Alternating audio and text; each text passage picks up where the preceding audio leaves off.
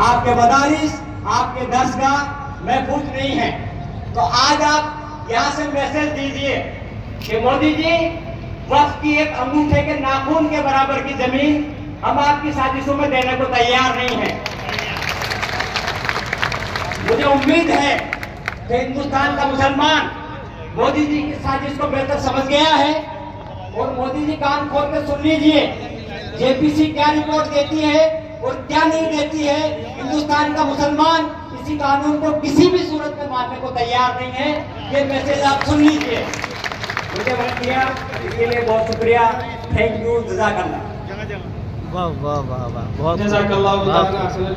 अगर आप तेरे डॉक्टर साहब की तरह तमाम लोग अगर इसी तरह पाबंदी करते रहे तो माशाल्लाह हम जिस मकसद के तहत आए हैं और हमारे बुजुर्गान जो अभी तशरीफ लाने वाले हैं वो उनसे हम और बेहतर अंदाज में और तफसीली अंदाज में इस मसले को समझ सकेंगे।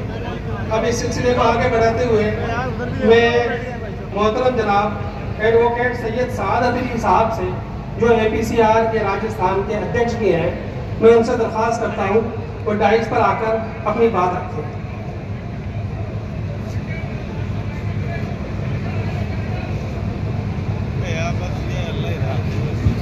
अस्सलाम वालेकुम व रहमतुल्लाहि व बरकातहू। तमाम मोअज़्ज़िज़ हज़रात, तमाम मेहमान ख़ुसूसी और ख़ास तौर पे आप तमाम साहिबान जिन्होंने इस प्रोग्राम में चार चांद लगाए, यहाँ तशरीफ़ लेके आए, आप सब लोगों का तो बहुत शुक्रगुज़ार हूँ। आज हम तमाम लोग यहाँ पर वक्फ एक्ट के खिलाफ मौजूद खड़े हैं और वक्फ एक्ट के ऊपर अपनी नाराज़गी दिखा रहे हैं। हम वकूला हज़रात हैं, गुज़िश्ता 35 साल से वक्फ एक्ट की पैरवी करते हैं और हमने अपनी ज़िंदगी में ऐसा कोई तरमीमी बिल नहीं देखा जो किसी भी एक्ट को ख़राब करने के लिए लाया जाता हो। ये तन्हा ऐसा तरमीमी एक्ट है जो वक्फ एक्ट को खराब करने के लिए लाया जा रहा है। इसके 113 सेक्शन में से 55 सेक्शन में अमेंडमेंट किया गया है। स्पेशली वक्फ एक्ट में जहां जहां मुस्लिम वर्ड का इस्तेमाल यूज था कि मुस्लिम वक्फ बोर्ड का मेंबर होगा, एक MLA मुस्लिम वक्फ होगा, एक MLA होगा जो मुस्लिम होगा, एक बार काउंसलर होगा जो मुस्लिम होगा, एक CO होगा जो मुस्लिम होगा, एक MP होगा जो मुस्लिम होगा। इन सब लफ्ज को मुस्लिम हटा दिया गया है। यानी कि अगर ये एक्ट लाया जाता है, पास किया जाता है, तो वक्फ एक्ट में इन चारों जगहों पर गैर मुस्लिम हजरात लाए जा सकते हैं। क्या ये तरमीम वक्फ एक्ट के फेवर में है? एक दूसरी बात ये कही जाती है कि साहब वक्फ बोर्ड जो है वो वक्फ जमीनों के ऊपर कब्जा करता है। मैं ये कहना चाहता हूँ और समझाना चाहता हूँ तमाम आवाम को कि जिन जमीनों को सरकार ने 1955 के अंदर एक IAS लेवल के ऑफिसर से सर्वे करा के, सर्वे फार्म के जरिए, उसके बाद में गजट नोटिफिकेशन कराया और फिर वक्फ बोर्ड का गठन किया, उसके बाद तमाम को दोनों डॉक्यूमेंट्स वक्फ बोर्ड के मेंबरों को दिए और ये कहा कि आज के बाद इन प्रॉपर्टियों की हिफाजत आप करेंगे। उस प्रॉपर्टी के बारे में क्यों सवाल किया जा रहा है? उन प्रॉपर्टी के बारे में ये बात क्यों कही जा रही है कि साहब ये वक्फ बोर्ड ने कब्जा कर लिया? तो मैं ये वाज़ेह करना चाहता हूँ कि ये वक्फ एक्ट की ही सवाल नहीं है, ये हमारे वजूद का सवाल है। ये आपको टेस्ट किया जा रहा है कि आप कितना बर्दाश्त करेंगे। आपको ये मैसेज देना है कि हम इस एक्ट को बर्दाश्त नहीं करेंगे। इन्होंने पहले CAA लेके आए, फिर ये NRC लेके आए, अब ये वक्फ एक्ट में तरमीम कर रहे हैं। ये मुस्तकिल ये चेक कर रहे हैं कि आप कितना बर्दाश्त कर सकते हैं। और अगर मैं खास तौर से आप लोगों से ये कहना चाहता हूँ कि इन्होंने जितने भी सेक्शंस किए हैं, एक इन्होंने अमेंडमेंट किया कि सब आज के बाद कोई भी ऐसा शख्स वक्फ को डोनेट नहीं कर सकता जिसकी प्रैक्टिस वो जो मुस्लिम नहीं हो।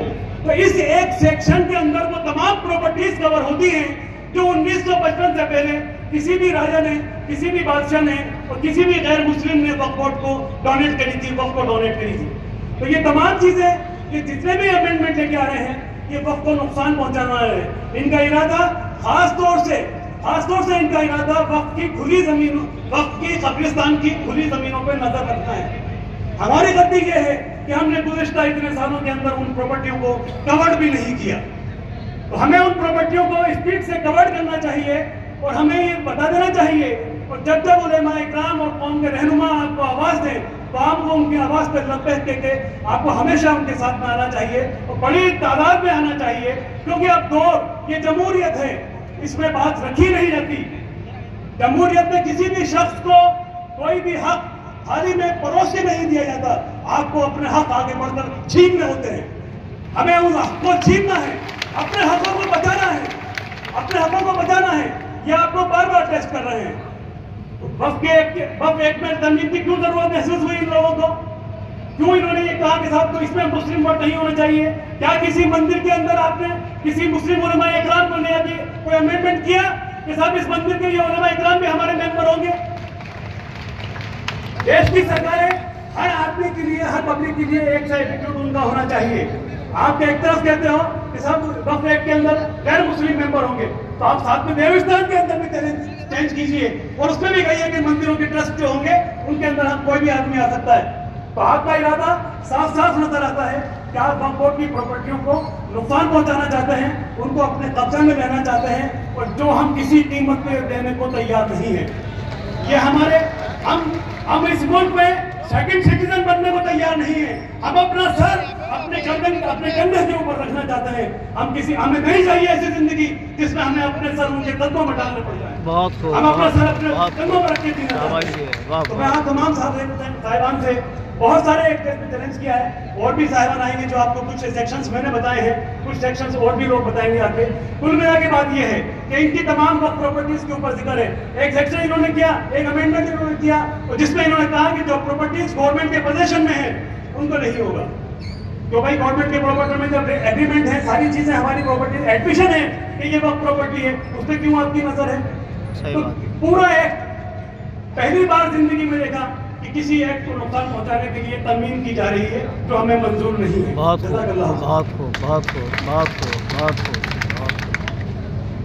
शाबाशी है भाई। देखिए, आप हजरात से जिम्मेदारों ने और बुजुर्गान दीन ने अपील की है, मस्तूरात का हक सबसे पहला है। अभी भी आप पीछे देखेंगे, देखिए मस्तूरात जा रही है और उनके जाने के लिए रास्ता नहीं है।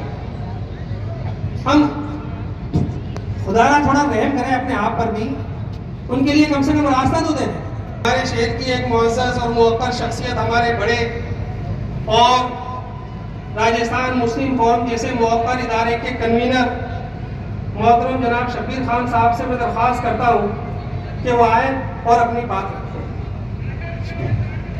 हजरात, एक इस बात पे गौर करें, एक मुफ्ती आपसे अपील कर रहे हैं, बार बार एक मुफ्ती आपसे अपील कर रहे हैं। आप सभी हजरात जो यहाँ तशरीफ लाए हैं और आ रहे हैं, आपसे बार बार गुजारिश की जा रही है कि आप यहाँ जिस मकसद से आए हैं और आ रहे हैं, उस मकसद को खराब करने की कोशिश नहीं करें। जहाँ दरियाँ बिछी हुई हैं आप वहाँ बैठ जाएं, जहाँ नहीं है वहाँ लोगों को खड़े होके इस प्रोग्राम को देखने दें और सुनने दें। तमाम मौजूद हजरात, आइमा हजरात, लाइन पे तशरीफ फरमा, हमारे मौजूद मेहमान, अभी कुछ बाहर से हमारे मेहमान आने वाले हैं, हमारी खवातीन बहनें, प्रेस के लोग, इंतजाम में लगे हुए प्रशासन के लोग, आदाब, अस्सलाम वालेकुम व रहमतुल्लाहि व बरकातुहू। वालेकुम अस्सलाम व रहमतुल्लाहि व बरकातुहू। आवाज भैया नहीं करें। मौजूद हजरात, आज ये जो हुजूम आप लोगों का देख रहे हैं, ये इस बात का सबूत है ये कौम अभी जिंदा है और इसमें बेहिसी मौजूद है। ये हमारे इन आइमा हजरात की, यहाँ डायस पर तशरीफ फरमा मुफ्ती इकराम की कोशिश रही है जगह जगह लोगों को बेदार करने की और लोगों को यहाँ समेट कर लाने की। सैकड़ों मीटिंगें इन्होंने जा के मोहल्लों में, मस्जिदों में की है, तब ये आपको हुजूम नजर आ रहा है। मैं सलाम करता हूँ आपकी खिदमत को और इन लोगों की खिदमत को कि जो आज इतना बड़ा हुजूम यहाँ मौजूद है। जब भी जरूरत पड़ी है आप लोगों ने इस कौम और मिल्लत की फलाह के लिए पूरी जद्दोजहद के साथ, पूरी शान और शौकत के साथ मेहनत की है और उसको अपने अच्छे अंजाम तक पहुंचाया है। जयपुर के मोअज़्ज़िज़ हज़रात, आज ये वक्फ कॉन्फ्रेंस इस बात पे की जा रही है कि अगर कोई मरीज डॉक्टर के पास जाता है, अगर उसको बुखार है तो डॉक्टर ये कोशिश करता है पता करने की बुखार की वजह क्या है, अगर वो काबिल डॉक्टर है। लेकिन हमारी सरकार जो सेंटर में बैठी हुई है, वो ऐसा लग रहा है जिस तरह से अभी डुप्लीकेट सब इंस्पेक्टर और डॉक्टरों को डिग्रियां मिली हुई है, उसी तरीके से हमारी सरकार को फर्जिया डिग्री मिली हुई है कि वो उस बात का इलाज करना चाहते हैं जिसका उनको मर्ज का पता नहीं। केंद्र सरकार हमारे वक्फ एक्ट में मैं मोहतरम जनाब नईम रब्बानी साहब से दरखास्त करता हूँ कि मजमा थोड़ा सा खामोश बैठा है, थोड़ा सा ईमानी हरारत पैदा करने के लिए वो यहाँ अल्लाह और उसके रसूल का नाम ले। अस्सलाम वालेकुम वरहमतुल्लाहि वबरकातुहू। मैं अपनी आवाज़ से आपकी आवाज़ को मिलाना चाहता हूँ और मेरी आवाज़ के साथ अपनी आवाज़ को मिलाइए। वक्फ बिल में खुदाखिलत बर्दाश्त नहीं, बर्दाश्त नहीं। जोर से बोलिए साहब, ये गूंगी बहरी सरकारें हैं, इनके कानों तक आवाज पहुंचाने के लिए थोड़ी ताकत चाहिए। वक्फ तरमीमी बिल मंजूर नहीं, मंजूर नहीं। वक्फ तरमीमी बिल मंजूर नहीं, मंजूर नहीं। गूंगी बहरी सरकारें होश में आए, गूंगी बहरी सरकारें होश में आए। वक्फ तरमीमी बिल मंजूर नहीं, बहुत खूब, बहुत खूब, बहुत खूब, बहुत खूब। मोहतरम जनाब शब्बीर खान साहब ने उलमाए किराम के ताल्लुक से बात कही, इसमें कोई शक नहीं है कि अल्लाह हमारे जयपुर के उलमाए किराम को जज़ाए खैर अता फरमाए। मैं तो आमतौर पर ये शेर पढ़ा करता हूँ कि हम लोगों को लोग समझते हैं कि ये मस्जिद के मौलवी हैं और क्या है इनका काम, लेकिन एक शेर है, एक साहब ने कहा था, वो बहुत अच्छा शेर है और वो हकीकत में है कि मुर्दा लोहे को भी औजार बनाने वाले, अपने आंसुओं को भी हथियार बनाने वाले नादान समझते हैं सियासतदान ने, लेकिन यह है इस मुल्क की सरकार चलाने वाले। तो जब ये लोग बैठते हैं और अल्लाह के सामने आंसू बहाते हैं और रात देर अपनी चटाइयों पर बैठकर अल्लाह के सामने खड़े होते हैं तो अल्लाह फैसले बदल देता है। और जब ये किसी के लिए बददुआएं करते हैं तो आसमान से पानी बरसना बंद हो जाता है, जमीन से घास उगनी बंद हो जाती है। अल्लाह हमारे इन उलमाए किराम की खिदमत को कबूल फरमाए। इतने उलमाए किराम हैं, सबका नाम लेना तो मुश्किल नहीं है, मुश्किल है, लेकिन फिर भी इज्तिमाई तौर पर अल्लाह हज़रात को जज़ा खैर अता फरमाए। अभी इस सिलसिले की कड़ी को आगे बढ़ाते हुए मैं हमारे सदी के मोहतरम जनाब मुफ्ती अखलाकुर रहमान साहब कासमी, जनरल सेक्रेटरी जमीयत उलमा जयपुर, जो निहायत ही फ़आल, मुताबिक और हमारे बहुत अच्छे दोस्त भी हैं और कौम और मिलत का दर्द रखने वाले भी हैं, उनसे भी दरख्वास्त है जैसा कि दीगर जो है स्पीकर्स ने अपने वक्त को मलूज़ खातिर रखा, आप भी इसी तरह अपनी बात को पेश फरमाएंगे। ये खुसूसी खिताब है। बिस्मिल्लाहिर्रहमानिर्रहीम, अल्हम्दुलिल्लाहि रब्बिल आलमीन, वस्सलातु वस्सलामु अला सय्यिदिल अंबिया वल मुरसलीन व अला आलिहि व अस्हाबिहि अजमाइन। हज़रात महतरम,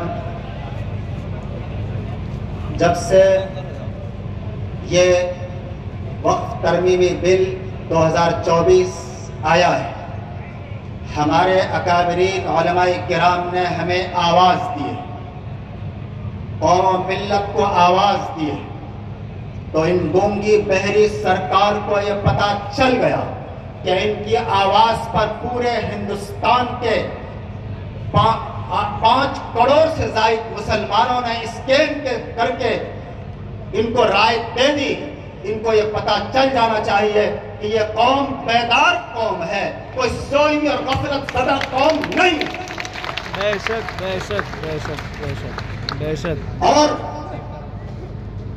हम ये कहना चाहते हैं, हमारे अकाबरीन ने यहाँ ये बात कही थी कि हम इस मुल्क में रहेंगे तो इस्लाम के साथ रहेंगे, मसाजिद के साथ रहेंगे, अजानों के साथ रहेंगे, मसाजिद के मीनारों के साथ रहेंगे, मसाजिद के मीनारों से अल्लाह अकबर की सदाओं के साथ रहेंगे, मदरसे के साथ रहेंगे। वक्फ कानून ला करके हमारे मसाजिद को टॉर्चर कर देना चाहते हैं, हमारे मदारिस के ऊपर आंच लाना चाहते हैं, हमारे कब्रिस्तानों के ऊपर ये बुरी नजर रखना चाहते हैं। तो हजरात गिरामी, इन लोगों को ये समझ लेना चाहिए कि अकाबिर उलमा इकराम अभी जिंदा हैं, ये बेदार कौम है। हमें जब भी अकाबिर उलमा इकराम ने आवाज दी है, हम मैदान में आए हैं और परवाना वार आए हैं। आज लाखों की तादाद में आए हैं, हम ऐसा वक्त भी आ सकता है हम करोड़ों की तादाद में आएंगे। सुभान अल्लाह, बहुत अच्छा, अल्लाहु अकबर, माशाअल्लाह। इनको वो तारीख याद होनी चाहिए। 1857 में हमारे अकाबिर की आवाज पर 30 लाख मुसलमान मैदान में दफन बांध कर आए थे। हम उन्हीं की औलाद हैं, हम बहुत खूब, माशाअल्लाह माशाअल्लाह, बेशक बेशक, अल्लाहु अकबर। वो हुकूमत जो एक कहा करती थी कि हमारी हुकूमत में सूरज नहीं डूबता है, जहां अगर कहीं सूरज डूब रहा होता है तो कहीं सूरज निकल रहा होता है। इतनी बड़ी हुकूमतों का मुकाबला हमारे इन अकाबिर उलमा की आवाज पर इन हिंदुस्तानी लोगों ने किया है और आज भी करेंगे इंशाअल्लाह। बहुत खूब, बहुत खूब। लेकिन हम कभी भी न हम अपने मसाजिद को छोड़ सकते हैं, न मदारिस को छोड़ सकते हैं, न कब्रिस्तानों को छोड़ सकते हैं, न खानकाहों दरगाहों को छोड़ सकते हैं। ये हमारी जान है, हम इनके साथ रहेंगे और अगर मिटेंगे तो इनके साथ मिटेंगे। ऐसा नहीं हो सकता है कि हम रह जाए और ये चीजें हमसे मिट जाएं। इन लोगों को ये समझना चाहिए। हजरात गिरामी, हमारे अकाबिर ने आवाज दी है, हमारे अकाबिर ने आवाज दी कि हमें बहुत खुश उसलूबी के साथ स्टैंड करना है, राय देना है। हमने वो काम किया। अब हमारे अकाबिर मुस्लिम पर्सनल बोर्ड के जिम्मेदारान और मुख्तलिफ तंजीमों के जिम्मेदारान आपको और हमको आवाज दे रहे हैं कि अगर ये स्टैंड के जरिए से हमारी राय पर किसी तरह का कोई असर नहीं ले रहे हैं तो हम मैदान में आकर के इन गूंगी बहरी सरकारों को ये बता देना चाहते हैं कि हमारी आवाज भी सुनो, हमारी तादाद भी देखो। वाह वाह वाह वाह, बहुत खूब। इंशाअल्लाह जब भी हमारे अकाबिर हमें बुलाएंगे हम मैदान में आएंगे। हम यही बात कह करके कि हम इस मुल्क में रहेंगे तो इस्लाम के साथ रहेंगे, दीन के साथ रहेंगे, दाढ़ी के साथ रहेंगे, टोपी के साथ रहेंगे। हम इस मुल्क में रहेंगे तो हमारी खवातीन बुर्के के साथ रहेंगे, इस्लामी तशक्कुस और इस्लामी पहचान के साथ रहेंगे। इसके अलावा हमसे अगर आप हमसे कोई चीज इस्लाम का छीनना चाहते हैं तो हम किसी हाल में वो बर्दाश्त नहीं करेंगे। हमारी कौम के लोग इस बात के लिए तैयार हैं। बहुत खूब भाई, वाह माशाअल्लाह, भाई जगा दिया मजमे को। नारे तकबीर के नारे के लिए जनाब शौकत कुरैशी साहब को दावत देता हूँ।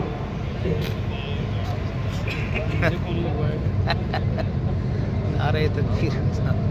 मोहतरम हज़रात, पहले तो मैं ये कहूँगा कि ये वक्त, सही बात है, वक्त का तकाज़ा, मुखालिफ बिल किसी हाल में बर्दाश्त नहीं। आप कहेंगे नहीं, ये नहीं बर्दाश्त करेंगे, नहीं बर्दाश्त करेंगे।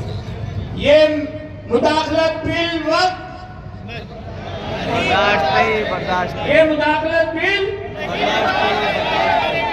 अल्लाहु अकबर, अल्लाहु अकबर, अल्लाहु अकबर। भूल गया ना तकबीर कहना, अल्लाहु अकबर। अब मैं आप हज़रात के सामने सीनियर एडवोकेट, बार काउंसिल के चेयरमैन और वक्फ बोर्ड के मेंबर मोहतरम जनाब शाहिद हसन साहब को दावत देता हूँ कि वो स्टेज पर आए और अपनी बात रखें। माशाअल्लाह शाहिद हसन साहब ने इन प्रोग्रामों के ताल्लुक से जो मीटिंगें थी उनमें कानूनी नुक्ता नज़र से लोगों को समझाने के लिए माशाअल्लाह बहुत मेहनत भी की है। अल्लाह इन्हें जज़ा खैर अता फरमाए। आप तशरीफ लाएं। मंच पर तशरीफ फरमा मौजूद मेहमान साहिबान, हमारी ज्वाइंट कमेटी तहफ़्फ़ुज़ एहसास औक़ाफ़ के जिम्मेदार मेंबरान और जयपुर के अमन पसंद ख़वातीन हज़रात, अस्सलाम वालेकुम वरहमतुल्लाहि वबरकातुहू। वालेकुम सलाम वरहमतुल्लाह। आज की ये वक्त कॉन्फ्रेंस अमेंडमेंट बिल 2024 के मुताबिक आयद की गई है। जो अमेंडमेंट बिल केंद्र सरकार लेके आई है, उस अमेंडमेंट बिल के अंदर 8 अगस्त 2024 को पार्लियामेंट में इन्होंने अमेंडमेंट बिल पेश किया और उसका जबरदस्त विरोध हुआ और विरोध करने का नतीजा ये निकला कि इनको इस बिल को ज्वाइंट पार्लियामेंट्री कमेटी के पास भेजना पड़ा और ज्वाइंट पार्लियामेंट्री कमेटी अभी इसकी सुनवाई कर रही है। 31 मेंबर्स की ज्वाइंट पार्लियामेंट्री कमेटी है, 31 पार्लियामेंट के मेंबर हैं, वो इसकी सुनवाई कर रही है। मुख्तलिफ जमातों और तंजीमों से वो मुलाकात कर रही है, स्टेक होल्डर से मुलाकात कर रही है और वो उसका अपना मसौदा पार्लियामेंट के सेशन से पहले वो पेश करेगी और ये कानून जो है किस तरह का कानून बने या नहीं बने। एक कुर्सी ले लो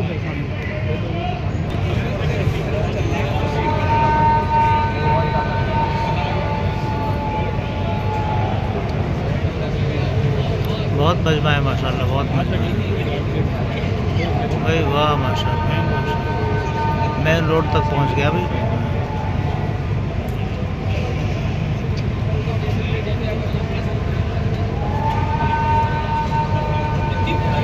काफ़ी मजमा है ये, अपन के यहाँ आ गया।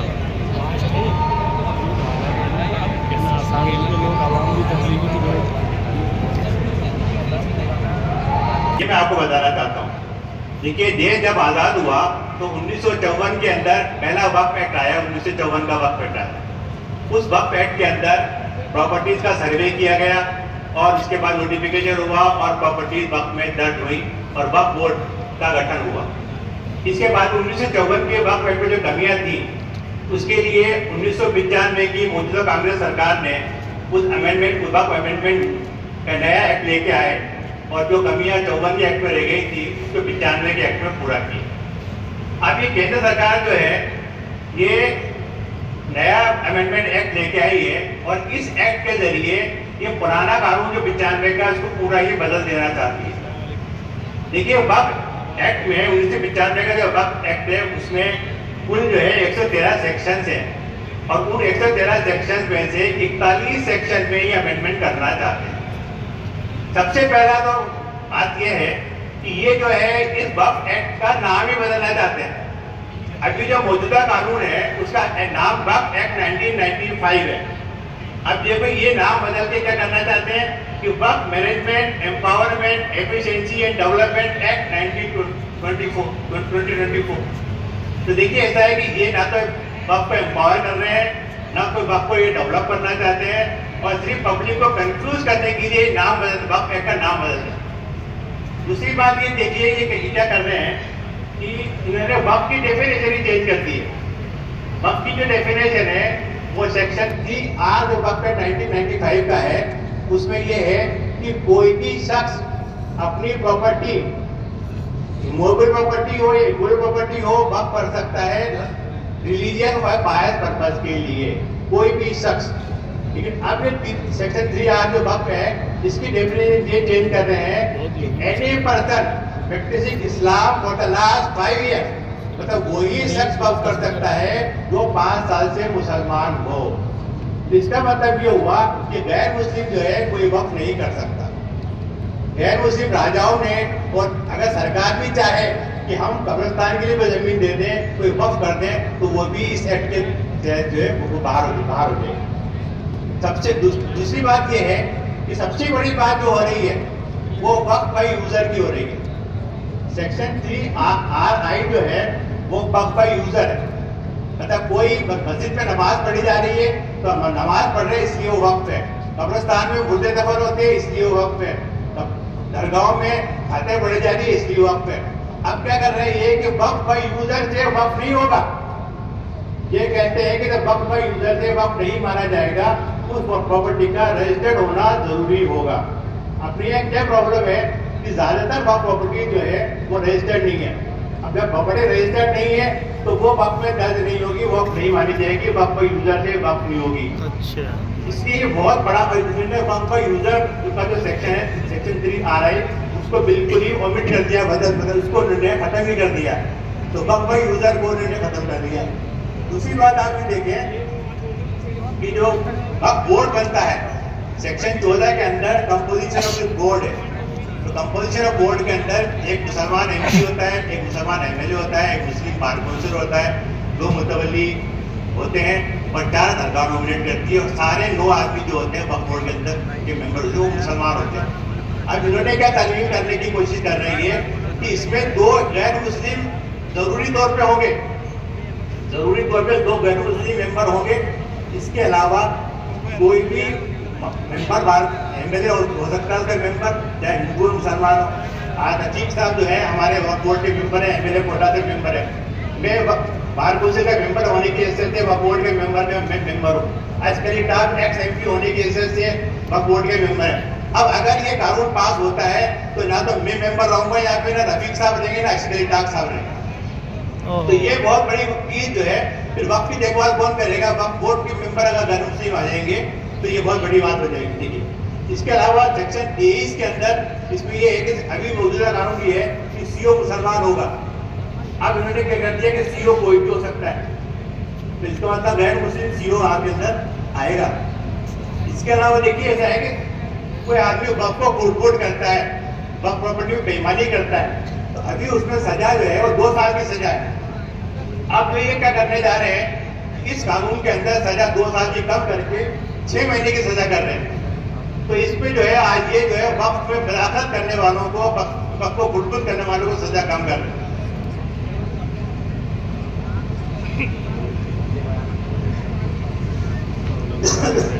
देखिए और अमेंडमेंट बहुत सारे हैं। इसके अलावा आप भी देखेंगे कि वक्फ की जाए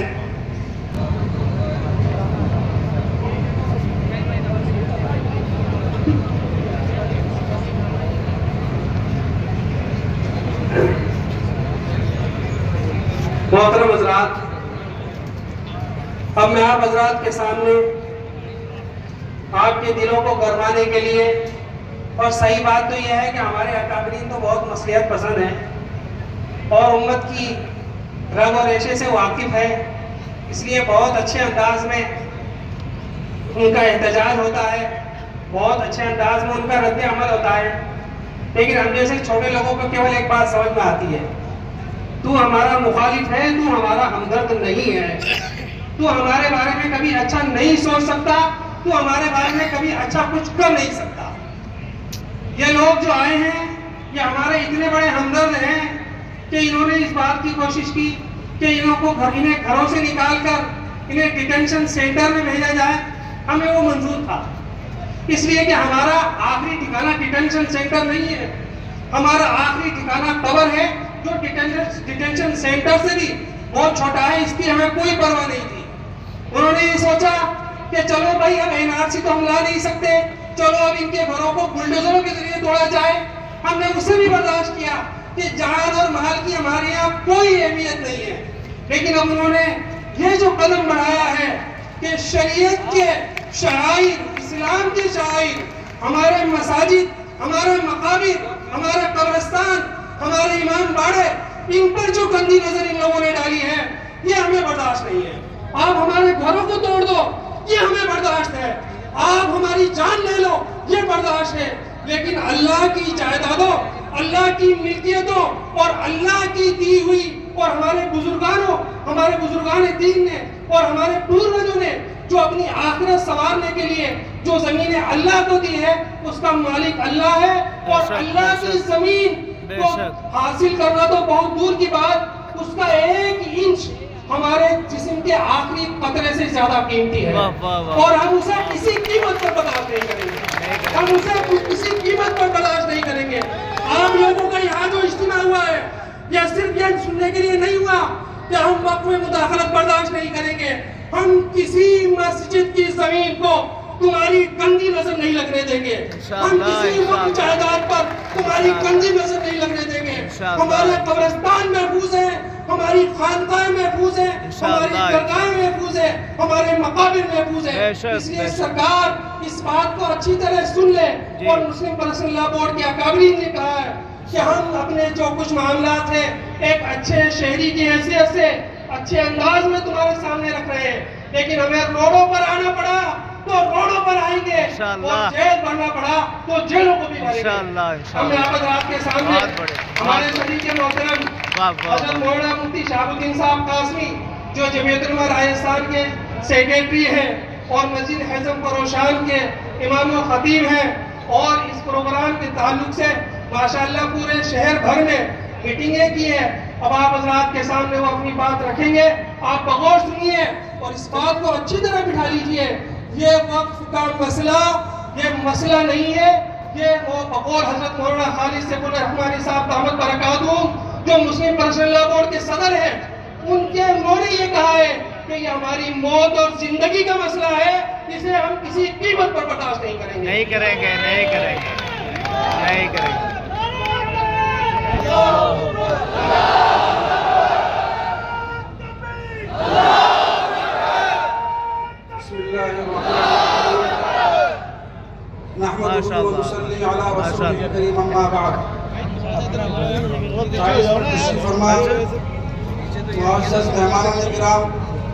हज़रात उलमाए किराम, दानिशवान कौम मिल्लत, शहर जयपुर के गयूर नौजवान मुसलमानों, पर्दा नशीर हमारी माँ और बहनें, आप लोगों की आमद, आप लोगों का यहाँ जमा होना, आप लोगों का यहाँ इकट्ठा होना, ये बहुत ही जो है बड़े मकसद के तहत हुआ है। और आप हजरात, मैं जयपुर के गयूर मुसलमान नौजवानों को, तमाम अहले जयपुर को ये बात बताना चाहता हूँ कि जब जब आपको हमारे उलमाए किराम ने, अकाबिरीन कौम मिल्लत ने पुकारा, आपने अपनी बेदारी का सबूत दिया और आप एक जबान होकर के एक आवाज पर दौड़ते चले आए। अब जाग उठे हैं दीवाने, दुनिया को जगा कर दम लेंगे। ये आपने इस बात का सबूत दिया। आपकी आमद, ये आमद बेकार नहीं है। आपका यहाँ बैठना कि दुनिया की खातिर नहीं है। आपका यहाँ जमा होना माल दौलत को इकट्ठा करने के लिए नहीं है। आपका यहाँ इकट्ठा होना शोहरत हासिल करने के लिए नहीं है। आपका यहाँ आना अल्लाह की जायदाद, अल्लाह की मिल्कियत, औकाफ की हिफाजत के लिए आप जमा हुए हैं। मेरे भाइयों, बुजुर्गों, दोस्तों, कल क़यामत के दिन ये बात इस बात की शाहिद होगी, ये जमीन गवाही देगी कि या अल्लाह रब्बुल इज्जत, ये नौजवान वो कौम, वो नौजवान थे जयपुर शहर के, जो आपके औकाफ की, आपकी जायदाद की, आपकी मिल्कियत की हिफाजत के लिए अपने घरों को छोड़ आए थे। ये वो माँ बहनें हैं, ये वो औरतें हैं इस उम्मत मुस्लिमा की, जो पर्दे के साथ इस एहतजाज के अंदर शामिल हुई थी। इन्होंने अपना नाम दर्ज करवाया था। सय्यद मौलाना मोहसिन रज़ियल्लाहु ताला का जब काफिला जो है मैदान महशर में जमा होगा, मेरे भाइयों, वो जान की कुर्बानी देने वाले, दीन इस्लाम की खातिर अपनी जान को उठाने वाले थे। इंशाअल्लाह अज़ीज हम भी करीब करीब उनकी पैरों की धूल बनेंगे इंशाअल्लाह अज़ीज, इसलिए कि हम भी इसी मकसद के लिए जमा हुए हैं। अल्लाह के दीन की हिफाजत, औकाफ की हिफाजत, अल्लाह की जायदाद और उसकी मिल्कियत की हिफाजत के लिए जमा हुए हैं। मेरे भाइयों, हमारा यहाँ आना बेकार नहीं है। इंशाअल्लाह अज़ीज हम सुरखरू होंगे, जैसा कि फरमाया हमारे सदीक़ मोहतरम ने, हज़रत मौलाना खालिद सैफुल रहमानी दामत बरकातुहू आलिया, जो हमारे उस्ताद मोहतरम हैं, all India Muslim personal law board के सदर हैं। उनका जुमला ये हमारे लिए तारीखी जुमला है, दामन में बांधने के लायक जुमला है कि ये औकाफ का मसला, ये जो बिल आया है, ये हमारी मौत और जिंदगी का मसला है। हम हरगिज़ इस बिल को कबूल नहीं करेंगे। ये बात आया है दुनिया पर, ये बात आया है दुनिया पर। हम फूल भी है, तलवार भी है, क्या बस में जहाँ हम बहकाएंगे, क्या खून में नहा कर दम लेंगे। ये आखिरी बात है मेरे भाई। नाराए तकबीर, नाराए तकबीर। हज़रात गिरामी, माशाअल्लाह, माशाअल्लाह, हमारे बुजुर्ग यहाँ बैठे हैं, मेहमान इकराम बैठे हैं, असल गुफ्तगू वो फरमाएंगे। हम तो आपके सामने सिर्फ आपका यहाँ जमा होना, मैं इस बात पे इज़हार तशक्कुर के लिए हाजिर हुआ हूँ कि आपने एक छोटी सी काल पर इतना बड़ा मजमा इकट्ठा कर दिया। ईवान बातिल, ईवान में बैठे हुए लोग, इस सरकारी महकमों में बैठे हुए लोग इस बात को देखेंगे तो सोचने पर मजबूर हो जाएंगे कि एक शहर जयपुर का नौजवान किस कदर बेदार है, किस कदर गयूर है, अपने दीन की खातिर निकल सकता है। मेरे भाइयों, ये निकलना जाहिर बात है, ये हमारा आखिरी पड़ाव नहीं है, हमें इससे आगे भी जाना होगा कर लाना चाहा तो। और मामला यही रहा तो हम इससे आगे हद तक जाएंगे। ये दीवाने कभी पाबंदियों का गम नहीं लेंगे, ये दीवाने कभी पाबंदियों का गम नहीं लेंगे। गिरिबाज चाक जब तक कम न लेंगे दम नहीं लेंगे। मेरे भाइयों, हम पर कोई पाबंदी कारगर नहीं हो सकती। हम कानून के दायरे में रहकर हर जो है हद तक जाएंगे, कानून का पास लिहाज रखेंगे, कानून को हाथ में नहीं लेंगे, कानून के दायरे में रहकर के अपना काम करेंगे। ये दीवाने कभी पाबंदियों का दम नहीं लेंगे। गिरिबाज चाक जब तक न लेंगे दम नहीं लेंगे। लहू देंगे तो लेंगे प्यार, मोती हम नहीं लेंगे। लहू देंगे तो लेंगे प्यार, मोती हम नहीं लेंगे। हमें फूलों के बदले फूल दो, शबनम हम नहीं लेंगे। हमने इस मुल्क की आजादी खातिर अपना खून बहाया है। चप्पा चप्पा बूटा बूटा हाल हमारा जाने है। चप्पा चप्पा बूटा बूटा हाल हमारा जाने है।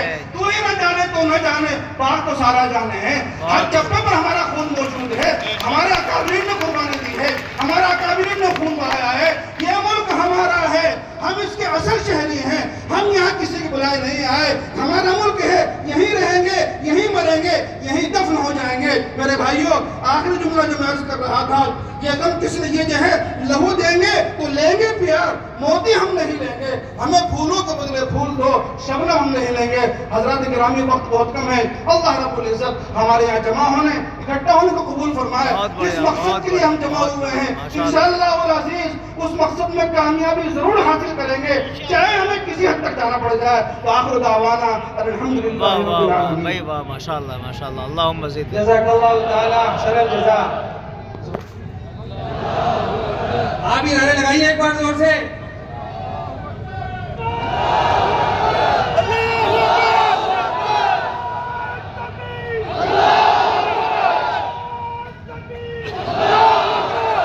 जज़ाकल्लाहु ताला अहसनल जज़ा। हजरत मुफ्ती साहब के अहम खिताब के बाद मैं आप हज़रात के सामने जयपुर शहर की बड़ी अहम, मुअज़्ज़ज़, रहमदिल और लोगों के दिलों में राज करने वाले, और हकीकत यह है कि जिस इलाके से और जिस क्षेत्र से वो आते हैं, मैं भी उसी से बिलोंग करता हूँ। और अल्हम्दुलिल्लाह तमाम लोगों का इस पर इत्तफाक है कि उन्होंने कभी किसी को मायूस नहीं किया है। और जिसकी सबसे बड़ी दलील यह है कि वो दूसरी बार दोबारा विधानसभा में चुनकर आए हैं। अल्लाह ताला इनसे ज्यादा मुल्क का, कौम का, मिल्लत का, सभी धर्मों का काम ले। मैं आप हज़रात के सामने हमारे बड़े हज कमेटी के चेयरमैन और किशनपुर विधानसभा क्षेत्र के MLA मोहतरम जनाब अमीन कागजी साहब को दावत देता हूँ कि वो आए, और जिस तरह से दीगर मुकर्रिरीन ने वो डाइस पर तशरीफ लाए, और जिस तरह से दीगर मुकर्रिरीन ने अपने वक्त का ख्याल रखते हुए अपनी बात रखी है, ये भी डाइस पर आकर अपनी बात को उसी तरह रखेंगे।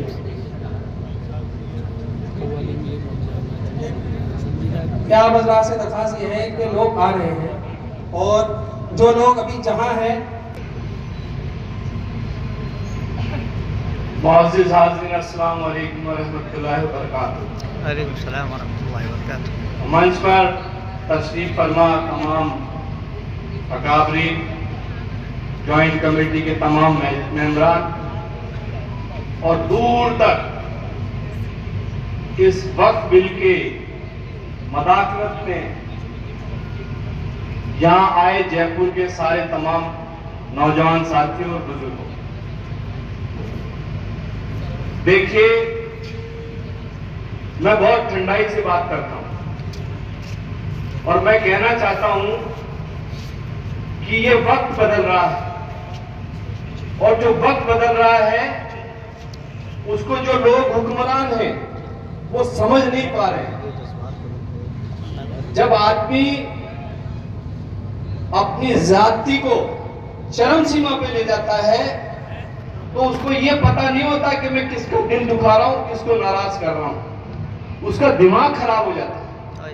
और यही हाल भारत सरकार में जो लोग बैठे हैं, जो हमारी जान से ज्यादा चीजें पसंद है हमें, वक्त जो हमारे बुजुर्गों ने हमें, हमारी नस्लों को देकर गए, उनको इस बात का एहसास नहीं है कि इस देश में कितना बड़ा जलजला आ जाएगा किस कदर लोग जब 1857 की क्रांति धरी रह जाएगी, उससे ज्यादा करोड़ों करोड़ों लोग सड़कों पर आ जाएंगे। इस बात का एहसास नहीं,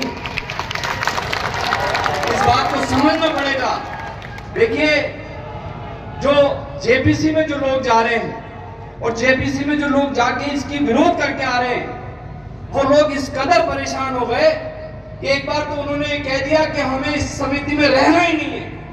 आप ये बात देखिए कि जेपीसी में उन बातों को सुना नहीं जा रहा, इसलिए पूरे देश में हम सब लोगों ने मिलकर ये बीड़ा उठाया कि इसकी मदाखलत बर्दाश्त नहीं करेंगे, वक्फ एक्ट में चेंजेस बर्दाश्त नहीं करेंगे, चाहे कुछ भी हो जाए।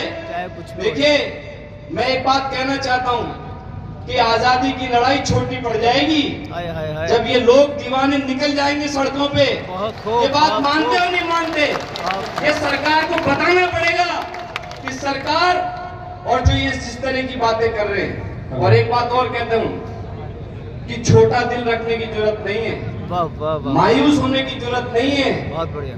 अल्लाह भी कोई चीज है जो अल्लाह ने जिन चीजों की हिफाजत करने का खुद ने बीड़ा उठा रखा है, और हम तो एक काम करने वाले लोग हैं, हम तो उसको बर्दाश्त कर रहे हैं कि कितनी जातियां ये कर सकते हैं, ये देखने की बात है।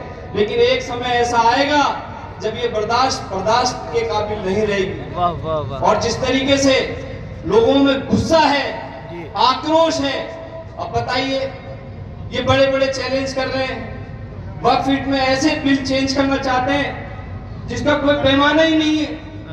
अगर मान लीजिए वक्फ बोर्ड बनाना है, चाहे सेंट्रल वक्फ बोर्ड बने चाहे स्टेट का वक्फ बोर्ड बने, उसके अंदर माइनॉरिटी के लोगों को नहीं रखेंगे तो जो गैर मुस्लिम लोग आएंगे उनको क्या पता कि वक्फ क्या है? बहुत सही। ये बात मानते नहीं मानते? बिल्कुल सही। उनको बिल्कुल पता नहीं कि वक्फ कौन करके गया, किसके लिए करके गया। बिल्कुल सही। लेकिन इनके हटदर्मी देखिए कि उसमें से मुस्लिम शब्द हटाना चाहते हैं, मुस्लिम मेंबरान को हटाना चाहते हैं ताकि गैर मुस्लिम लोग उसमें पंचायती करें। सही बात। अगर वक्फ की संपत्तियों की सर्वे की बात करें, वक्फ कमिश्नर की बात करें, तो उसके सारे चार्जेस, उसके सारे अख्तियार को कलेक्टर को देना चाहते हैं। कलेक्टर को देकर उसके अंदर जो मेंबरान समिति बनेगी उसमें मुस्लिम्स गायब कर देना चाहते हैं, वक्फ बोर्ड की समिति में मुस्लिम गायब कर देना चाहते हैं। तो ये बर्दाश्त नहीं है, ये नाकाबिले बर्दाश्त है। और मैं कहना चाहता हूं कि देखिए, आज तो लाखों में आए हो, लेकिन आगे इस बात का तैयार रखना कि जो ज्वाइंट कमेटी के लोग हैं, जो अकाबरीन बैठे हैं, अगर कभी भी एक भी आवाज कर दें तो कफन बांध के आना पड़ेगा। ऐसे नहीं, जब तक कफन नहीं बांधोगे अब मजा नहीं आने वाला है, मजा बिल्कुल नहीं आएगा। हमारे बुजुर्गों ने भी कई बार कफन बांधा है, बिल्कुल, और ये आजादी उन्हीं की देन है। सही बात। ये लोग सोच रहे हैं कि आजादी इन्होंने दिला दी, हम भी शाना बशाना खड़े हुए थे। घबराने की जरूरत नहीं है, टेंशन लेने की जरूरत नहीं है। हम वतन परस्त लोग हैं, सही बात। वतन की हिफाजत हमसे ज्यादा कोई नहीं कर सकता। सही बात। ये बात ये जानते हैं। अगर जिनको ये सोच है कि हम वतन को पसंद नहीं करते, ये उनकी गलतफहमी है। वो लोग तो आजादी के टाइम पे किसी भी तरीके से आजादी के मुहिम में नहीं थे। सही बात। जो लोग थे यहाँ बैठे, उनके बुजुर्ग थे, उन्हीं की हम औलादे हैं जिन्होंने शहादत दी है। इसलिए मैं आपसे कहना चाहता हूं कि आज बहुत सारे लोग पूरे हिंदुस्तान से आए हैं, हमें उनको भी सुनना है और उनको सुन के ये अहद लेके जाएं कि चाहे जान देनी पड़ जाए, कुर्बानी देनी पड़ जाए। देखिए, अगर कब्रिस्तान नहीं रहेंगे, अगर मस्जिदें नहीं रहेंगी, अभी खानगाहें नहीं रहेंगी तो क्या होगा, इस बात का सोचिए। इसलिए एक प्लेटफॉर्म और लब्बैक कहकर साथ में आना है। बहुत बहुत शुक्रिया ज्वाइंट कमेटी के तमाम मेंबरान को, और मैं दुआ करता हूं कि ये हमारा इत्तेफाक, ये हमारा इत्तेहाद हमेशा बना रहे। बहुत बहुत शुक्रिया। अस्सलाम वालेकुम व रहमतुल्लाहि व बरकातहू।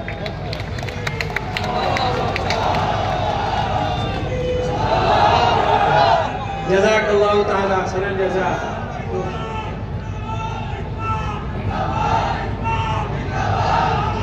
जिंदाबाद, इस्लाम जिंदाबाद। आप लोग जवाब नहीं दोगे क्या?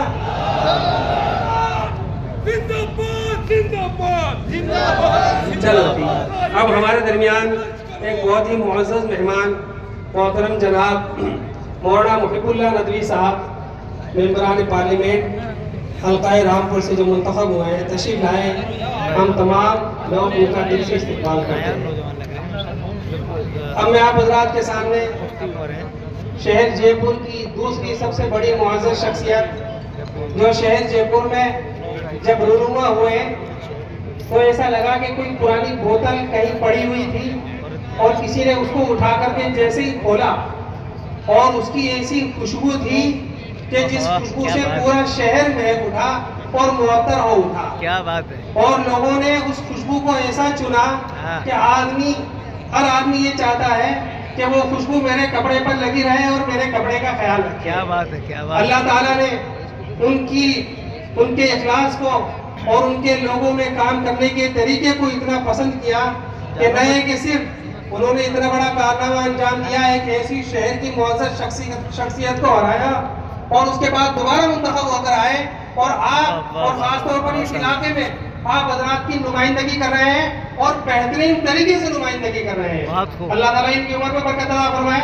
अल्लाह ताला हज़रत जनाब अमीन काजी साहब की उम्र में बरकत अता फरमाए। मेरी मुराद मोहतरम जनाब रफीक खान साहब से है। इन पर अभी कुछ शरपसंदों ने कुछ शरारत करने की भी कोशिश की। हम लोग अल्लाह से दुआ करते हैं अल्लाह ताला इन्हें महफूज रखे, सलामत रखे। आप आए, आप डाइस पर तशरीफ लाए और अपनी बात रखें।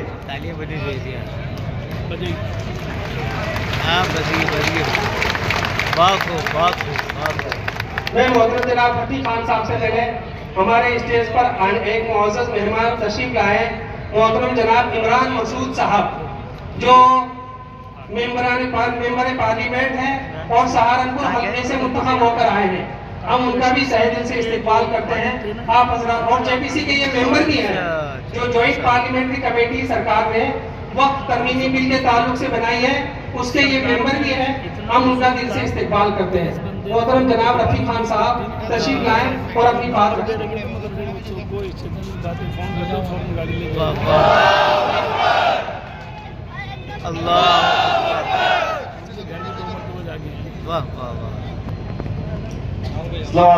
वालेकुम सलाम व रहमतुल्लाह।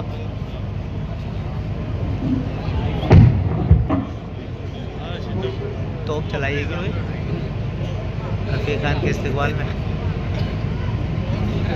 वालेकुम सलाम। मैं यहाँ न कोई विधायक की हैसियत से और न किसी पार्टी की हैसियत से, क्या बात है, अपनी कौम के साथ और आपसे कंधा मिलाने के साथ, कंधे से कंधा जोड़ने के साथ आपके साथ उपस्थित हुआ। और जिस मुद्दे पे हम इकट्ठा हुए हैं, जब उसूलों पे आंच आए तो टकराना जरूरी है। क्या और बात जिंदा हो तो जिंदा नजर आना जरूरी है। वाह वाह वाह। और आप सबने यहाँ आकर के एक भारी भीड़ के साथ जिंदा दिली का एहसास दिलाया। मैं आप सबका और खास तौर से मंच पे उपस्थित हमारे जिन लोगों ने इस प्रोग्राम को ऑर्गेनाइज किया और जितनी खूबसूरती से ऑर्गेनाइज किया, मैं आपको और आपकी पूरी टीम को जितनी बधाई दूं उतनी कम है। बहुत थोड़े से समय एक बहुत बड़े जलसे को आपने अंजाम दिया। मैं आपका तहे दिल से शुक्रिया अदा करता हूं और धन्यवाद भी देता हूं कि एक शानदार प्रोग्राम आपने यहाँ ऑर्गेनाइज किया। जी सही बात। 2-3 बातें मुख्तसर सी, क्योंकि समय लिमिटेड है। हमारे जेपीसी के मेंबर यहाँ आए हुए हैं। मैं भी जेपीसी की मीटिंग मैंने वक्फ बोर्ड के साथ में अटेंड की थी। 2-3 बातें मैं आपको बताना चाहता हूँ, लेकिन आपकी सुस्ती में पहले 2 नारे लगवाना चाहता हूँ आपसे। इंकलाब, इंकलाब, आवाज ऐसी जाए कि दिल्ली तक पहुंचे। इंकलाब, मैं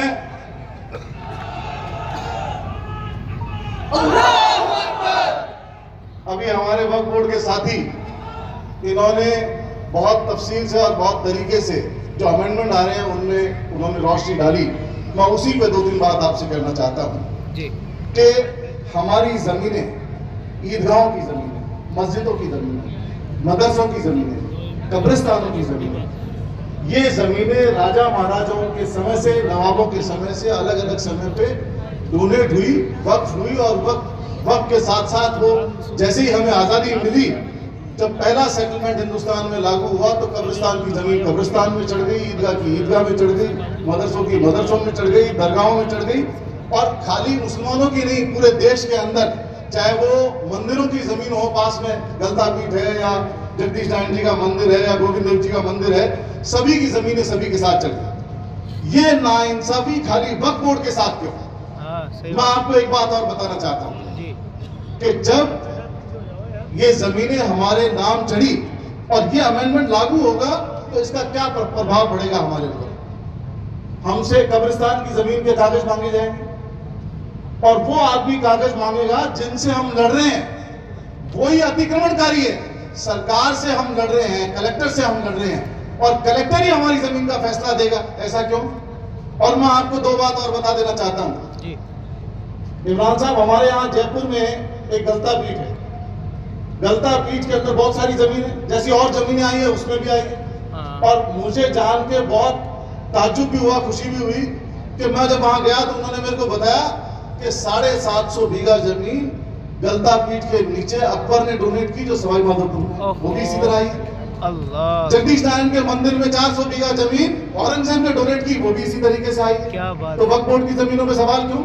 और अगर ये बिल लागू हो जाता है तो न मस्जिदें हमारी रहेगी, न दरगाहें हमारी रहेगी, न ईदगाहें हमारी रहेगी, न कब्रिस्तान हमारे रहेगी। तो जैसे हमने सीए के समय एक विशाल एक जन जागरण का माहौल पैदा किया, मुझे खुशी है, आज उससे कम नहीं है, लेकिन वो दिन दूर नहीं है कि जब हमें इससे भी बड़ी चुनौती का सामना करना पड़े और इससे भी ज्यादा भीड़ इकट्ठी करनी पड़े। मुस्लिम शब्द की बात इन्होंने की सब, मैं और उसको थोड़ा ब्रॉड कर देता हूं। मैं मुसलमान विधायक होने की हैसियत से वक्फ बोर्ड में मेंबर हूं और सारे विधायक मिलकर इलेक्ट करते हैं एक मेंबर को। वो मेंबर इसके अंदर वक्फ बोर्ड में मेंबर आता है, कलेक्टर के यहाँ चुनाव होता है और फिर एक मेंबर आ जाता है। लेकिन मुस्लिम विधायक आता है, मुस्लिम एमपी नहीं है, तो इसलिए पुराना जो मुस्लिम एमपी होता है वो आ जाता है। तो मैं इसमें आपको बताना चाहता हूं कि अगर मुस्लिम शब्द हट जाता है तो उसका परिणाम क्या होगा? फिर रफीक खान नहीं आएगा। हम तो 5 मुस्लिम विधायक हैं, तब कालीचरण सर्राफ भी आ सकता है, तब गोपाल शर्मा भी आ सकता है और बाल मुकुंदाचार्य भी आ सकता है। तो ये बात हमें मंजूर नहीं, किसी सूरत में मंजूर नहीं है। और जो यूजर की हैसियत से हमारे पास जमीनें आ रही है, उसमें हम यूजर शब्द को हटाने के लिए किसी सूरत में हमें मंजूर नहीं, हम मंजूर नहीं करना चाहते उसको। दूसरी बात एक और मैं आपको कहना चाहता हूं कि जेपीसी, आप इमरान साहब, आप जेपीसी के मेंबर हैं, मैं आपसे गुजारिश करता हूं इस पूरी आवाम की आवाज उठाने के लिए कि जेपीसी की जो तारीख है सुनवाई प्रॉपर नहीं हुई है। पूरी प्रॉपर सुनवाई हो और इसकी तारीख आगे बढ़नी चाहिए कि नहीं बढ़नी चाहिए, ये बताओ आप। पूरी सुनवाई हो, हर मसाजिद के आदमी से, हर आदमी से हिंदुस्तान के हर कोने से आवाज उठे और सबकी आवाज की सुनवाई हो, ताकि हम अपनी बात, अपना रिप्रेजेंटेशन सरकार में रख सके। एक बहुत पुराने एक शायर ने एक गजल लिखी थी और वो ऐसी गजल है जिस गजल से सरकारें बदल गई। अच्छा। और मैं उसकी चंद लाइनें आपके सामने पढ़ना चाहता हूं। वक्फ अमेंडमेंट के ऐसे दस्तूर को, सुबह बेनूर को मैं नहीं मानता, मैं नहीं जानता। मैं भी खाइफ नहीं दस्ताएदार से, मैं भी मंसूर हूं कह दो अगियार से। क्यों डराते हो जिंदों की दीवार से, जुल्म की इस बात को, सहन की रात को मैं नहीं मानता, मैं नहीं जानता। तुमने लूटा है सदियों हमारा सुकून, अब नहीं चलेगा तुम्हारा फसूं। चारागर दर्दमंदों के बनते हो क्यों, तुम नहीं चारागर कोई माने, मगर मैं नहीं मानता, मैं नहीं जानता। मैं आप सबसे पूरे मंच की तरफ से यह आग्रह करना चाहता हूं कि आप इन सबको यह आश्वस्त करो, पूरे मंच को, कि जब जब इस मामले में जरूरत पड़ेगी, चाहे जयपुर में इकट्ठा होना पड़े, चाहे दिल्ली में इकट्ठा होना पड़े, हम इसी तरह करोड़ों की तादाद में इकट्ठा होकर इन सबका समर्थन करेंगे। नारे तकबीर! नारे तकबीर! ऐसे बिल को हम नहीं मानते, नहीं मानते। ऐसे बिल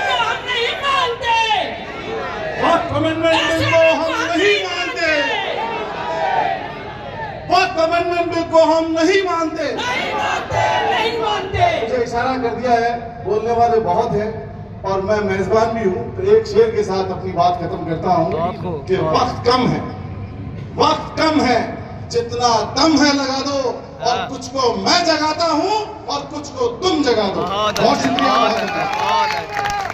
वाह वाह वाह भाई वाह, माशाल्लाह, बहुत बहुत शुक्रिया, बहुत बहुत शुक्रिया, जज़ाकल्लाह। अब मैं आप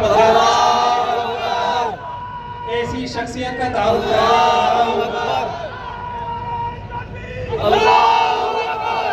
माशाल्लाह माशाल्लाह। अब मैं आप हजरात के सामने ऐसी शख्सियत का तारुफ कराने जा रहा हूँ जो न सिर्फ हम शहर जयपुर के लिए बल्कि पूरे राजस्थान वालों के लिए एक रहमत उज़्मा है। सिलसिला नक्शबंदिया के बड़े बुजुर्ग शेख तरीक़त पीर तरीक़त हमारे बड़े हज़रत मौलाना शाह फजलुर रहीम साहब मुजद्दिदी दामत बरकातुहुम स्टेज पर तशरीफ ले आए हैं, जो न ये कि सिर्फ अमीर जामियतुल हिदायत जयपुर खड़ा है। अगर इस सरकार को कोई चुनौती दे रहा है तो वो ये इदारा मुस्लिम परसल्ला बोर्ड है। अल्लाह ताला हमारे इस इदारे की और हमारे इस इदारे के बुजुर्गों की हिफाजत फरमाए, इनकी उम्रों में बरकत अता फरमाए कि ये पूरे मुल्क में और मुल्क के बड़े बड़े शहरों में और सूबों में जा जाकर अवामुन नास को इस बिल के मुतालिक लोगों को समझा रहे हैं, लोगों को बता रहे हैं कि ये बिल हमारे लिए कितना खतरनाक है। हम शहर जयपुर की तरफ से और यहाँ के जिम्मेदारान की तरफ से हज़रत मौलाना शाह फजलुर रहीम साहब मुजद्दिदी दामत बरकातुहुम का एक दिल की गहराइयों से इस्तकबाल करते हैं। अब मैं आप हजरात के सामने राजस्थानी की एक मुवक्कर शख्सियत दारुल उलूम एशिया के अजीम इदारे दारुल उलूम देवबंद की शूरा के रुकन और राजस्थानी के एक बड़े इदारे बरकातुल इस्लाम कीरवा के मोहतमीन मोहतरम जनाब महमूद हसन साहब कासमी को दावत देता हूँ कि वो अपनी बात को जैसा कि दीगर मुफर्रिरीन ने ख्याल रखा है 3 से 4 मिनट के अंदर पूरी कर दें। ये बात 6-7 अकेले लेकिन बहुत अल्हम्दुलिल्लाह रब्बिल आलमीन वस्सलातु वस्सलामु अला सय्यिदिल अंबिया वल मुरसलीन अम्मा बाद अऊज़ु बिल्लाहि मिनश शैतानिर रजीम बिस्मिल्लाहिर रहमानिर रहीम वअतसिमू बिहब्लिल्लाहि जमीअन वला तफर्रकू। माशाअल्लाह माशाअल्लाह। स्टेज पर तशरीफ फरमा मिल्लत इस्लामिया की क़यादत का करीम सियासी समाजी मिली मजहबी और ये ठाटे मारता हुआ मजमा जिन्होंने अपनी ईमानी कुव्वत को और अपनी ईमानी गैरत का सबूत दिया है। अल्लाह ताला फरमाते हैं वअतसिमू बिहब्लिल्लाहि जमीअन, अल्लाह की रस्सी को मजबूती से थाम लो। आज का ये प्रोग्राम किसी न किसी दर्जे में इस आयत पर अमल करने का मजहर बना हुआ है। तमाम लोग यहाँ जमा हैं। वक्त के सिलसिले में जो तरमीमात हुकूमत कर रही है, आपके सामने बहुत सी चीजें आ गई हैं और दानिश्वरान कौम और सियासी और मिल्ली रहबरान आपके सामने रखेंगे। मैं सिर्फ ये कहता हूं कि इस वक्त में आपको कभी तौहीन रिसालत के जरिए से, कहीं कुरान पाक की तौहीन के जरिए से, कहीं आपकी मसाजिद के जरिए से, कहीं आपके हिजाब के जरिए से आपको जगाया जा रहा है कि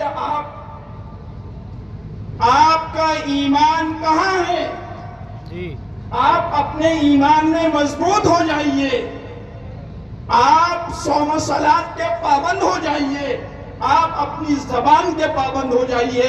आप और हम सब मिल करके अपने घरों को जनाब मोहम्मद रसूलुल्लाह सल्लल्लाहु अलैहि वसल्लम की सुन्नतों का पैकर बना ले। इसकी कोशिश करें। नमाजें हमारी छूट रही हैं, हमारा नौजवान 11 बजे तक सो रहा है, हमारा नौजवान बेराह रवी की तरफ जा रहा है। इन हालात में हम अल्लाह की तरफ रुजू करें, अल्लाह से दुआ करें। इस बिल को क्या पता नहीं कितने बिल आएंगे, सब नाकाम हो जाएंगे। रातों को दुआएं करें, दिनों में मेहनत करें। अल्लाह ने चाहा तो इंशाअल्लाह ये बिल इसी तरह पे वापस जाएगा जिस तरह किसानों का बिल वापस जाएगा।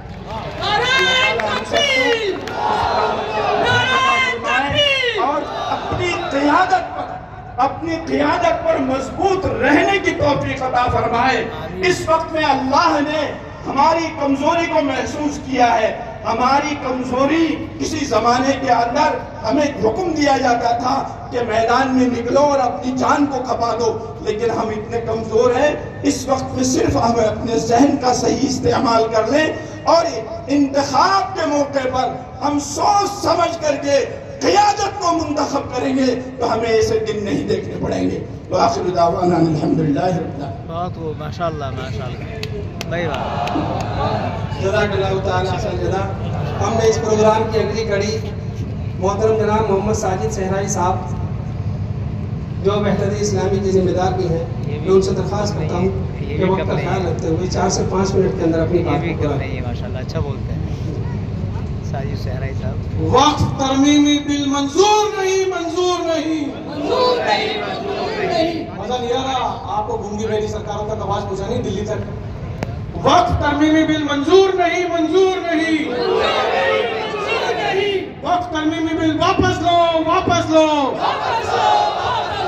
तानाशाही नहीं चलेगी, वक्फ तरमीमी बिल वापस लो, वापस लो, वापस लो। बहुत खूब, माशाअल्लाह, अल्हम्दुलिल्लाह रब्बिल आलमीन, माशाअल्लाह माशाअल्लाह। अस्सलातु वस्सलामु अला रसूलिल अमीन व अला आलिहि व अस्हाबिहि अजमईन। अऊज़ु बिल्लाहि मिनश शैतानिर रजीम। बिस्मिल्लाहिर रहमानिर रहीम। लन तनालुल बिर्रा हत्ता तुनफिकू मिम्मा तुहिब्बून व क़ाल तआला व मिम्मा रज़क़नाहुम युनफिकून। क्या बात, सदक़ल्लाहुल अज़ीम। बहुत खूब, माशाअल्लाह। कुछ बात है कि हस्ती मिटती नहीं हमारी, सदियों रहा है दुश्मन दौरे जहां हमारा। बातिल से दबने वाले ए आसमां नहीं हम, 100 बार कर चुका है तू इम्तिहान हमारा।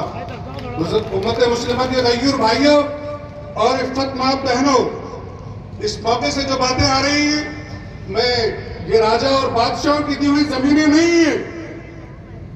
अल्लाह ने फरमाया तुम उस रब पर ईमान रखते हो जिसने फरमाया तुम में से कोई शख्स उस रब तक ईमान वाला नहीं हो सकता जब तक कि अपनी महबूब तरीन चीज अल्लाह की राह में कुर्बान ना कर दे। जो कुछ अल्लाह ने तुम्हें दिया है, जगह जगह कुरान करीम में अल्लाह ताला ने फरमाया वो मिम्मा रज़क़नाहुम युनफिकून, जो अल्लाह ने दिया है उसमें से खर्च करो।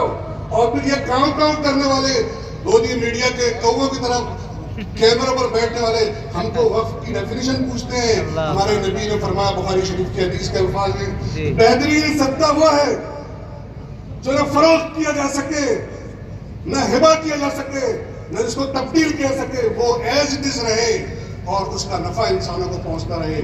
चुनाचे सबसे पहला वक्त काबतुल्लाह है, फिर मस्जिद नबवी है, और इस तरह से वो संपत्ति जो देकर के खर्च कर दी जाए, उस चल संपत्ति के अलावा वो अचल संपत्ति जो मस्जिद की शक्ल में, जो मदरसे की शक्ल में, जो खानका की शक्ल में, जो कब्रिस्तान की शक्ल में, जो यतीम खाने की शक्ल में, जो इमाम बाड़े की शक्ल में महफूज कर दी जाए और उससे इंसान फायदा उठा सके और अल्लाह की बात कर सके, वो प्रॉपर्टी वक्फ कहलाती है, जिसको रोक लिया जाए।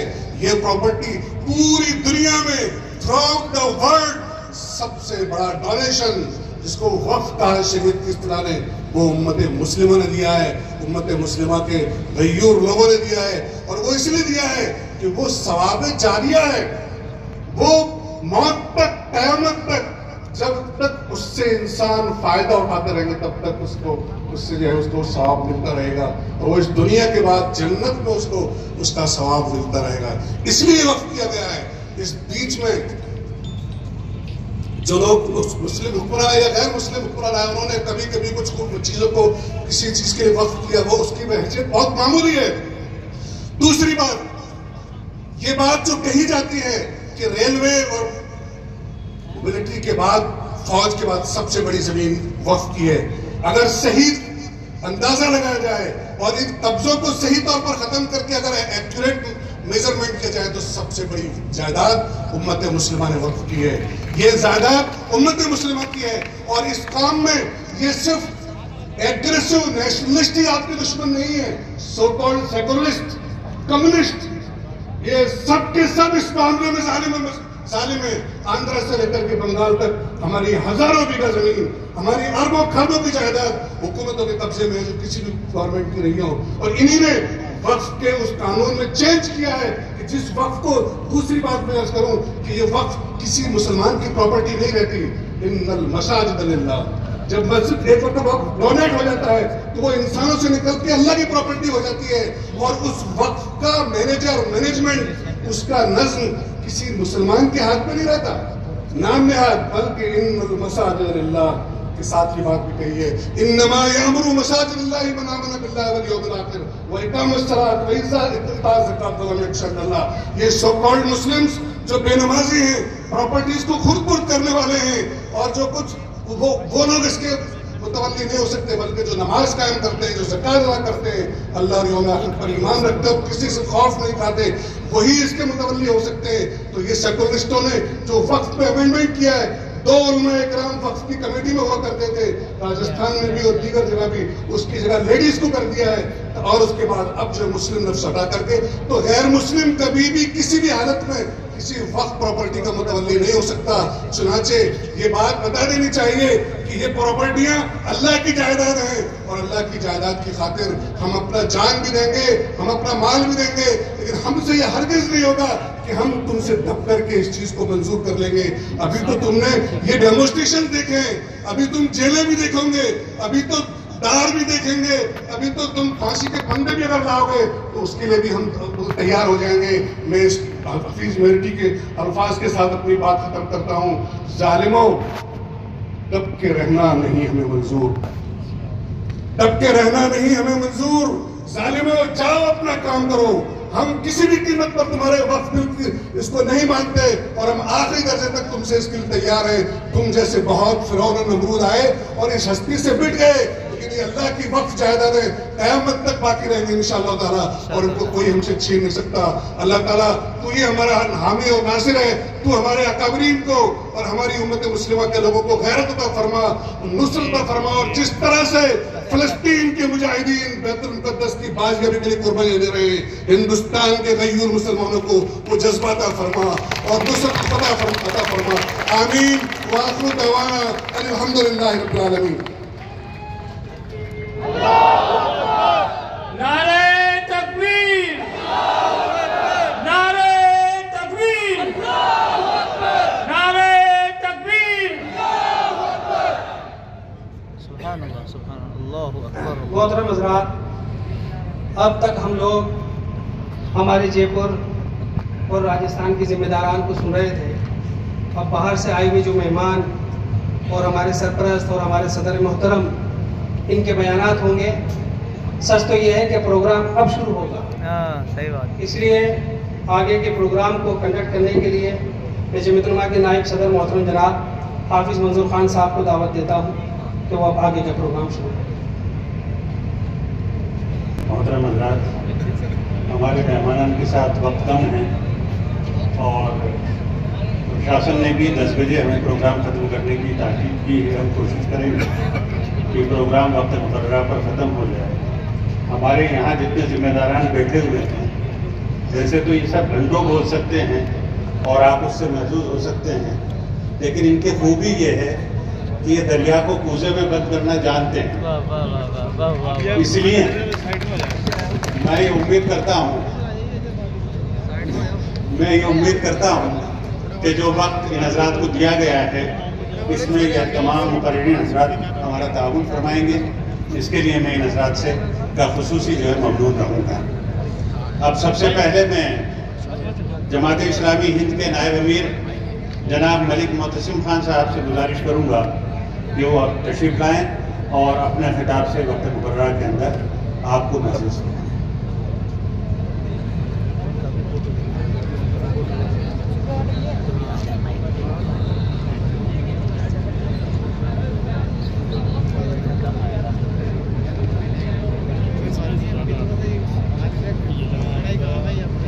बिस्मिल्लाहिर्रहमानिर्रहीम नहमदुहु व मुसल्ली अला रसूलिहिल करीम। सदर इजलास जनाब सैयद सादतुल्लाह हुसैनी साहब, नायब सदर all India Muslim personal board, dice पर तशरीफ फरमा उलमा इकराम, सियासी कायदीन, मेंबरान पार्लियामेंट, मेंबरान असम्बली राजस्थान, डाइस पर तशरीफ फरमा लायर्स, एडमिनिस्ट्रेटर्स और कौम व मिल्लत के कायदीन, प्रोग्राम में शरीक भाइयों और बहनों, अस्सलामु अलैकुम व रहमतुल्लाहि व बरकातुहू। वालेकुम अस्सलाम व रहमतुल्लाहि व बरकातुहू। पहली बात जो आपके सामने रखनी है, और यही बात हुकूमत के सामने भी रखनी है, और यही बात मैं चाहता हूं कि गैर मुस्लिम भाई भी गौर से सुने। ये जो वक्फ इमलाक है, वक्फ की प्रॉपर्टीज हैं, वक्फ की जायदादें हैं, इसके मालिक मुसलमान नहीं हैं, इसका मालिक मुतवल्ली नहीं है, इसका मालिक वक्फ बोर्ड नहीं है, इसका मालिक गवर्नमेंट ऑफ इंडिया नहीं है। ये अल्लाह की जात में वक्फ है, ये अल्लाह तबारक व तआला की मिल्कियत है। बेशक बेशक। मुतवल्ली निगरान है,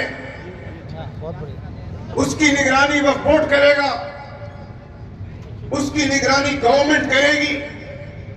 ये निगरान है लेकिन इसके मालिक नहीं है।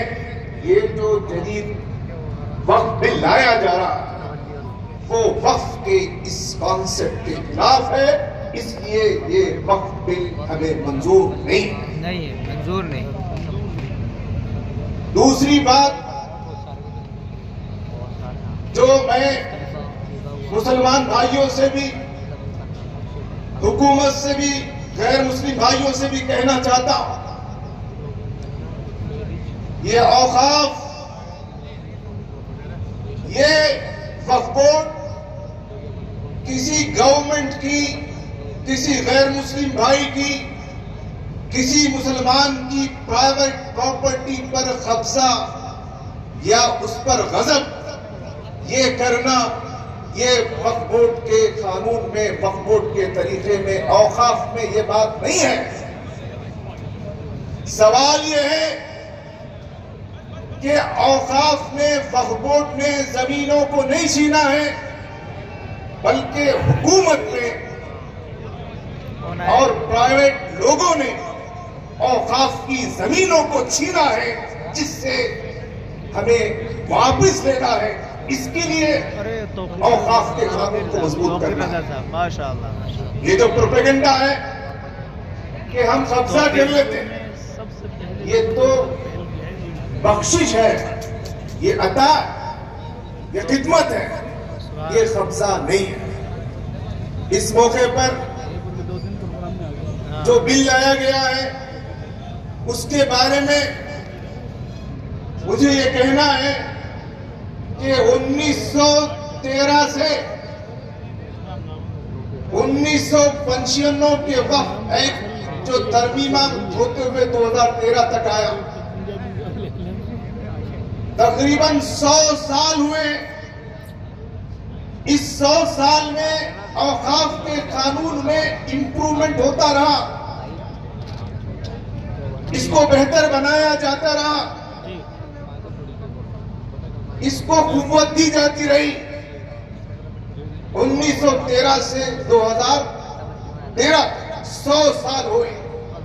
ये जदीद बिल जो वक्फ अमेंडमेंट 2024 लाया गया है, ये 100 साल की इस मेहनत पर पानी फेरने वाला बिल है, इसलिए हमें मंजूर नहीं है।